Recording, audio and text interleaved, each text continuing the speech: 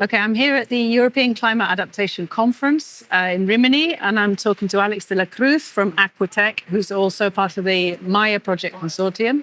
MAIA is focused on maximizing the impact and accessibility of climate change research. And Alex specifically has been managing the Ambassadors program. So could you tell me a little bit about what you've been doing in that sense, Alex? Sure. The team of ambassadors is a team of, let's say, high-level professionals who are involved in the field of climate resilience, climate change adaptation, from different points of view, from policymaking, regional representatives, university research, who have an extensive network who can play a role of amplifiers of all the results and everything we do within MAIA. So they help us to reach a greater audience and have a more meaningful impact. Mm-hmm. All right, so that's part of the goals of MAIA is to translate climate change research to sort of different local levels, right? So just tell me a little bit, some of the profiles that you're working with. I know you've got people involved in policy. Exactly. Right? For instance, we talked with Carmen Marquez, who's a high EU representative. She's involved with many research projects and policymaking in the field of climate change adaptation. Mm-hmm. So she's one of the key profiles in our team who allows us to reach the so-called policymaking dimension, which is critical to be reached to make sure that the outcomes of any scientific project has a meaningful impact. Mm-hmm. All right.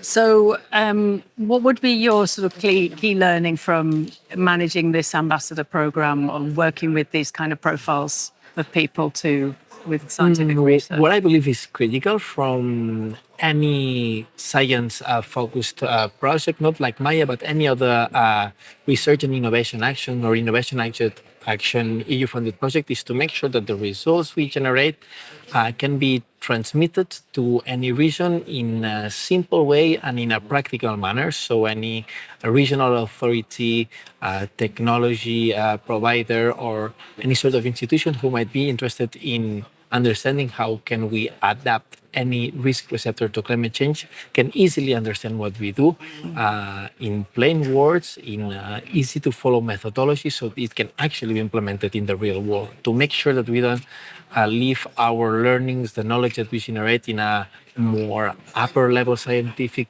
language, but that we make sure that this can really reach the ultimate potential users of these findings. Yeah, whether that's policymakers, businesses, or citizens, right?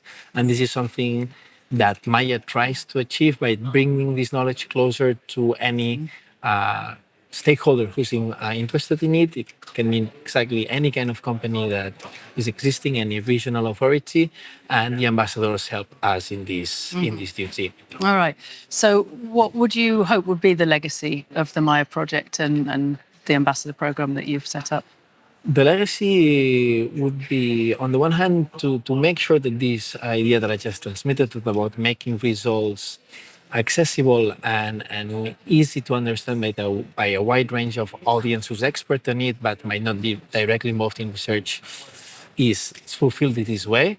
And on the second hand, to make sure that all the projects that are presenting their results or their work here in ECCA or any other similar conference have a greater chance to interact, to avoid this silo approach where knowledge is not really transmitted from side to side. That's definitely sort of a waste of resources and efforts that we all devote to this kind of projects. So I think that MAIA could really, or its legacy should really make sure that someone takes up this task and this knowledge interchange is not left behind. Yeah, it doesn't just stay there once the project ends. Exactly. All right, Alex de la Cruz from Aquatech and the MAIA project, thank you so much for explaining these issues for us and sharing your insights. Thank you to you, Kate. Thanks.